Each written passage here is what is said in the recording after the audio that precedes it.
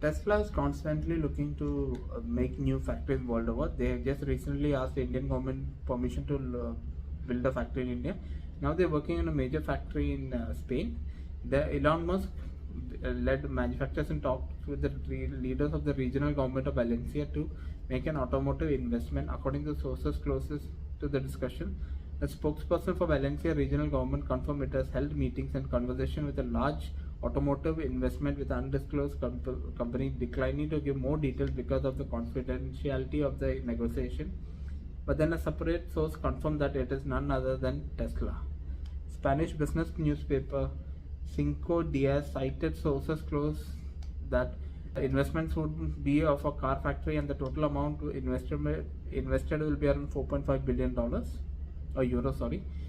The Valencian government has denied there is any agreement sealed, so the negotiations are on the way, which means they might be end in a positive and they can also end in a negative resolution.